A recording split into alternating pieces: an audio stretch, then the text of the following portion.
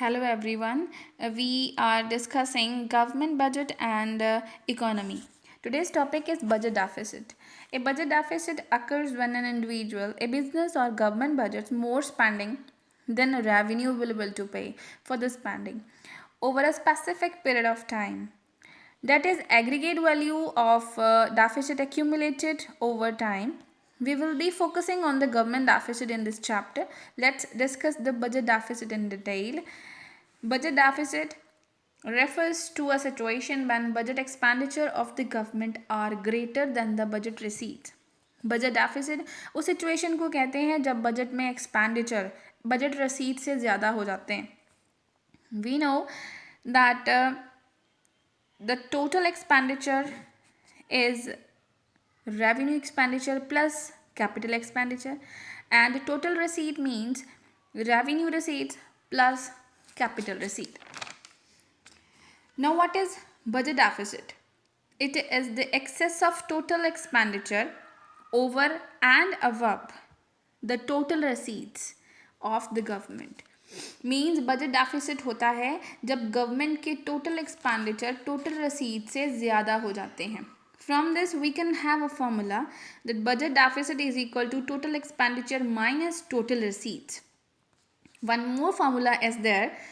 BD is equal to BE minus BR.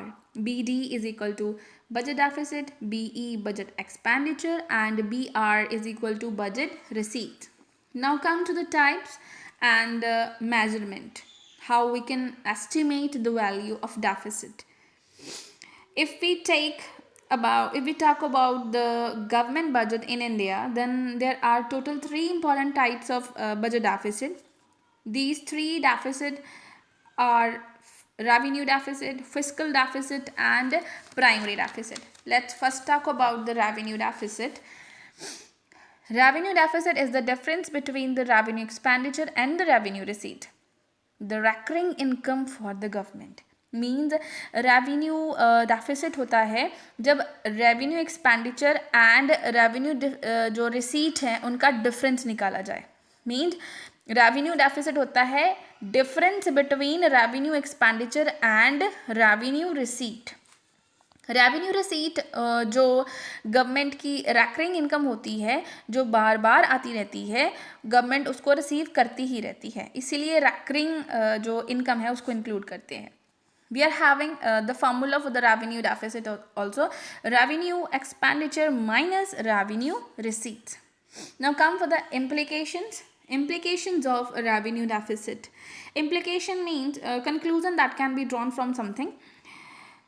Revenue deficit की first implication है, अगर revenue deficit होता है मींस गवर्नमेंट की इनकम में कमी आती है, तो ये शो होता है कि गवर्नमेंट अपने नॉर्मल खर्चे जो बजट में लिखे हुए होते हैं उनको पूरा करने में असमर्थ है, अनेबल है. Second is revenue deficit government की डिससेविंग दिखाता है. इसका मतलब है कि गवर्नमेंट अपनी सेविंग्स को यूज़ कर रही है या किसी दूसरे सेक्टर की इनकम को खर्चा कर रही है. थर्ड इज रेवेन्यू डेफिसिट में भी ये भी इंडिकेट करता है कि पैसे की कमी को अब कैपिटल रसीद से पूरा किया जाएगा. अब वहीं से कैपिटल रसीद में से ही रेवेन्यू डेफिसिट का जो भरपाई है वो करनी पड़ेगी. और कैपिटल रसीद मतलब उससे क्या होता है, एसेट्स में कमी आ जाती है. कैपिटल रसीद से जो अब हम इस्तेमाल करना शुरू कर देते हैं तो उससे एसेट्स में कमी आ जाती है. कैपिटल रसीद को यूज़ करने का मतलब है कि ज़्यादा पैसा इकोनॉमी में यूज़ होना और मनी सप्लाई बढ़ जाती है. मनी सप्लाई बढ़ जाने से इन्फ्लेशन की सिचुएशन अराइज हो जाती है. हाई रेवेन्यू डेफिसिट एक वार्मिंग सिग्नल होता है गवर्नमेंट के लिए कि एक्सपेंडिचर को कम कर दे. And we are having more implications. First implication is revenue deficit की वजह से गवर्नमेंट को अपने खर्चों को वेलफेयर प्रोग्राम से कम करना पड़ता है, जिससे सोशल वेलफेयर को लॉस होता है. सेकेंड, रेवेन्यू डेफिसिट की वजह से गवर्नमेंट को बोरोइंग मीन्स लोन से पैसा इकट्ठा करना पड़ता है. ये गवर्नमेंट की लायबिलिटीज़ को इंक्रीज करता है और सेल्फ सफिशेंसी का जो भरोसा होता है गवर्नमेंट पे वो ख़त्म हो जाता है. नेक्स्ट, गवर्नमेंट रेवेन्यू डेफिसिट की वजह से डिसइन्वेस्टमेंट करती है. डिसइन्वेस्टमेंट का मतलब अपनी ओनरशिप को प्राइवेट एंटरप्रेन्योर्स को सेल कर देना. ठीक है, ये थे कुछ other implications. Now we will move forward further for the ways. There are three ways of managing revenue deficit. Revenue deficit को कंट्रोल करने के लिए 3 तरीके हैं. फर्स्ट है बोरोइंग. गवर्नमेंट को जनरल पब्लिक और आरबीआई या किसी कंट्री से मनी जो है वो बोरो करनी पड़ती है. Second is disinvestment.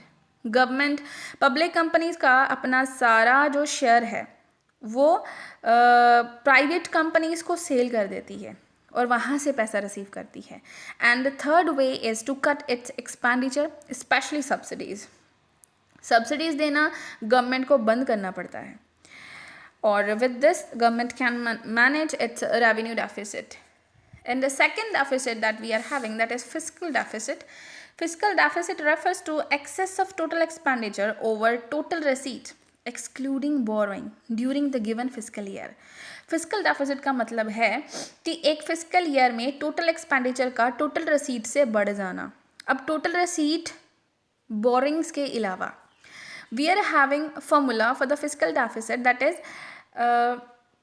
fiscal deficit is equal to total expenditure minus total receipts. Government के फिजिकल डेफिसिट को मैनेज करने के लिए भी 2 वेज हैं. First is borrowing. Physical deficit को इंटरनल और एक्सटर्नल सोर्सेज से मनी बोरो करके रिड्यूस किया जा सकता है. And the second way is deficit financing. Government can borrow money from RBI to reconduct or to reduce the fiscal deficit. Government can borrow money from RBI against the securities to reduce the deficit. For this purpose RBI new currency issue करता है. इसी process को deficit financing कहते हैं. Deficit financing 1 mark में question आ जाता है, तो इसको ध्यान से देखना. Next is formula for the physical deficit. Once again I am showing you total expenditure minus total receipts. Another formula that we are having, FD is equal to BE minus BR. Here FD fiscal deficit, BE budget expenditure and BR is equal to budget receipt. अब कभी कभी 1 mark में question आ जाता है that what is gross fiscal deficit. तो gross physical deficit क्या है, इसके लिए बता दूं कि फिजिकल डेफिसिट गवर्नमेंट की टोटल बोरिंग्स का एस्टिमेशन भी होता है, उसे ही ग्रॉस फिजिकल डेफिसिट कहते हैं. मतलब ग्रॉस फिजिकल डेफिसिट का फॉर्मूला होता है borrowings from RBI plus boring from abroad plus net borrowings at home. मतलब डोमेस्टिक कंट्री से जो बोरिंग गवर्नमेंट ने करी हुई है. ठीक है. And the next is implications of physical deficit. Physical deficit क्या शो करता है. First is debt trap. Physical deficit की वजह से गवर्नमेंट को बोरिंग करनी पड़ती है, ये बोरिंग को रिटर्न भी करना पड़ेगा विद इंटरेस्ट. तो इकोनॉमी डेट ट्रैप में फंस जाती है, क्योंकि हर साल जो इंटरेस्ट पे करना पड़ता है, कई बार कंट्री के पास इंटरेस्ट का पैसा पे करने के लिए भी मनी नहीं होती, इसलिए डेट ट्रैप आ जाता है. And second situation is inflation. Government जब फिजिकल डेफिसिट को कम करने के लिए आरबीआई से पैसा बोरो करती है तो आरबीआई न्यू करेंसी इशू करता है, जिसको हमने डेफिसिट फाइनेंसिंग बोला था. ठीक है. पर न्यू करेंसी इशू करने से मनी सप्लाई कंट्री में बढ़ जाती है, जिसकी वजह से ऑटोमेटिकली सिचुएशन आती है इन्फ्लेशन की. Third is foreign dependence. Government को फिजिकल डेफिसिट खत्म करने के लिए rest of the world sector पे भी डिपेंड करना पड़ता है. Rest of the world sector से मनी बोरो करनी पड़ती है, जो फॉरेन कंट्रीज पे डिपेंडेंस बढ़ा देता है. And the fourth one is hampers the future growth.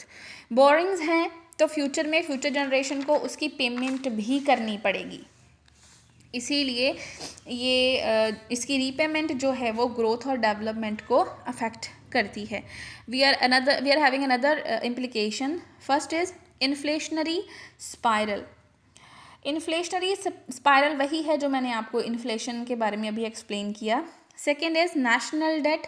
देश का जो कर्जा है वो बढ़ जाता है क्योंकि बोरिंग्स करनी पड़ती हैं, ये भी हम ऑलरेडी डिस्कस कर चुके हैं. And third one is vicious circle of high physical deficit and low GDP growth. Vicious circle of high physical deficit and low GDP growth, जो मैंने अभी आपको हैम्पर्स द फ्यूचर ग्रोथ में एक्सप्लेन किया. You can write the same thing. उसके बाद हमारे पास है crowding out.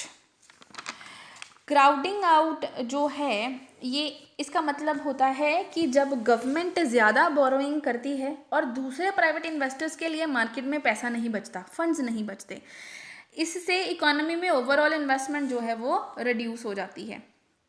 Next is erosion of government credibility. Erosion of government credibility में आता है जैसे ज़्यादा फिजिकल डेफिसिट से इकोनॉमी में गवर्नमेंट की गुडविल को नुकसान होता है। डोमेस्टिक एंड इंटरनेशनल मार्केट में गवर्नमेंट की क्रेडिट रेटिंग रिड्यूस हो जाती है। डोमेस्टिक इन्वेस्टर जो होते हैं वो भी अपना पैसा गवर्नमेंट से निकलवाना शुरू कर देते हैं, जिससे जीडीपी जो है वो रिड्यूस हो जाती है। These were the implications. अब हम लोगों ने दो यहाँ पे जो डेफिसिट हैं उनको कंसिडर कर लिया, उनको एक्सप्लेन कर लिया। Now we are having the third deficit that is primary. ठीक है, तो let's see what is the meaning of primary deficit.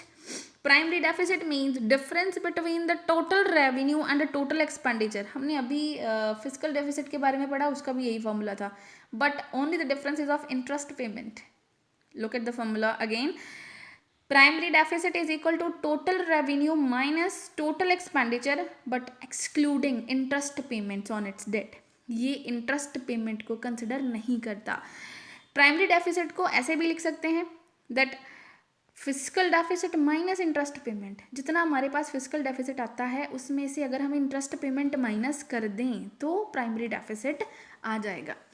And the interest payment is the payment that a government makes on its borrowing to the creditors. Interest payment वो होती है जो government अपने creditors को अपने बोरिंग लोन के बदले में पे करती है। Done. Now let's we are having implications of primary deficit. Implications of primary deficit are similar to those of fiscal deficit. The only difference is that primary deficit doesn't carry the load of interest payment on accounts of the past loans. Primary deficit just indicate the borrowings, it doesn't include interest payment. तो इसका मतलब ये हुआ कि अगर primary deficit zero है तो government सिर्फ इंटरेस्ट की वजह से बोरो कर रही है, because of the payment of interest. ठीक है, अब हम लोगों ने तीनों डेफिसिट जो हैं वो डिस्कस कर लिए हैं। First is revenue, then physical, then primary deficit. तो इनका फॉर्मूला एक बार दोबारा समझते हैं। The revenue deficit is equal to revenue expenditure minus revenue receipt. Second is physical deficit. Physical deficit का फॉर्मूला है total expenditure minus total receipts. ठीक है, अब टोटल एक्सपेंडिचर के अंदर रेवेन्यू और कैपिटल दोनों नेचर के एक्सपेंडिचर आते हैं, और टोटल रिसीट के, टोटल इनकम के अंदर वो सारी रिसीट्स जो रेवेन्यू और कैपिटल है वो इंक्लूड की जाती हैं। And the third formula is primary deficit. उसको कैसे कैलकुलेट करते हैं? Physical deficit minus interest payment. Okay, with this the deficit topic is covered.